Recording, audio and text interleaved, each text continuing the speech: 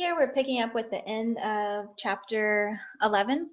For this last problem, I have updated the guided notes, but just so you know, the answer to that last problem will be 31.6 kilojoules once you convert all to kilojoules and add them together. Here we look at a different type of diagram. So what we looked at there was a heating curve, which all we saw happening was we were heating something and watching its temperature.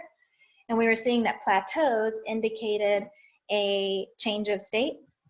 The other type of diagram we look at is what's called a phase diagram. And what it does is it includes both heat and pressure. So temperature and pressure.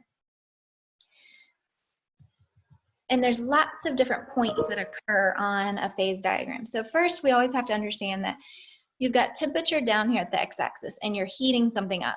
So from left to right, hopefully it just makes common sense that we would go from solid to liquid and then to gas from left to right. That's always going to be the case. So if you have a phase diagram, you kind of want to go ahead and label those in order.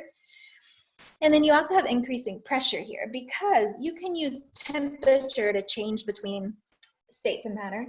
You can also use pressure. If you exert enough pressure on a liquid, it will turn to a solid. So what we'll see is in between these different states of matter, you have equilibrium, like between A and D, you have solid and liquid existing, right? All down that line. A and C, you have solid and gas solid and gas existing. And then A to B here, you have liquid and gas going in between one another. Both are at equilibrium at that point. And then you have a couple of other points of note here. Point A right here in the middle is called the triple point.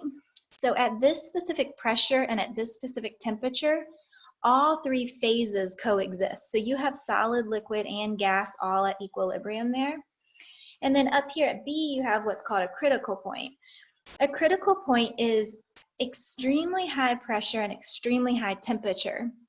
You have kind of a battle because your molecules are so hot that they want to be a gas because they're moving so quickly, but they're also under great pressure, which makes them want to be more like a liquid. So beyond that temperature and pressure, you have an indistinguishable state up there. You don't have a pure gas or a pure liquid. It will be a mix or kind of a hybrid of those two substances.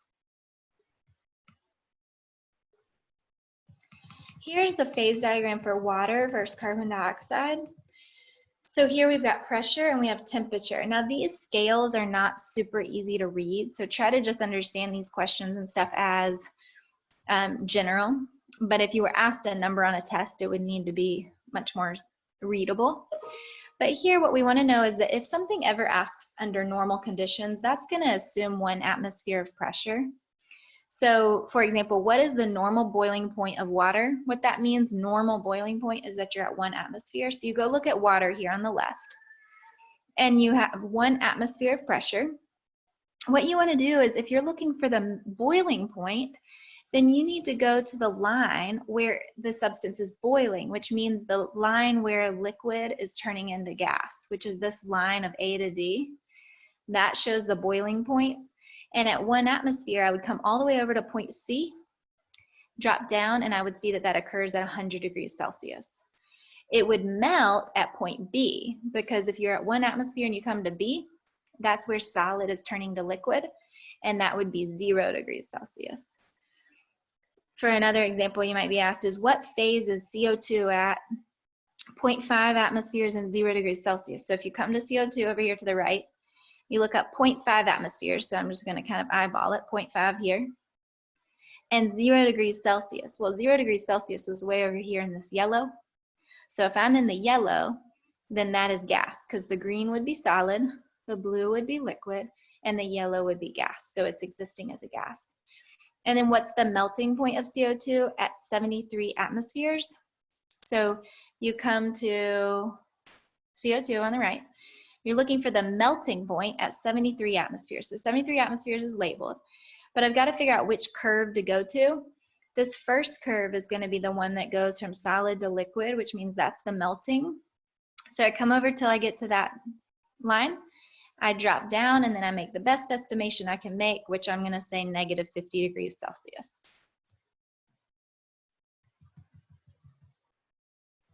This last table is really summary because here the top line, top row is reminding you of the intermolecular forces.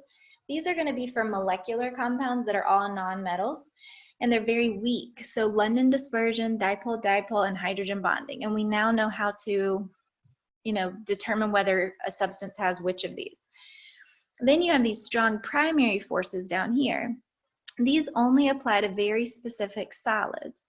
So if you have a solid that has a covalent network, then you're going to be carbon or silicon. If you're an ionic solid, you're going to have a metal and a nonmetal, or a polyatomic ion in there. And if you have metallic bonding, you're going to be just a plain old metal in solid form. And if you have any of those three, then you have very strong attractions for neighboring atoms and molecules, whereas the intermolecular forces are relatively weak. So this is really just kind of summarizing what we've talked about in the chapter.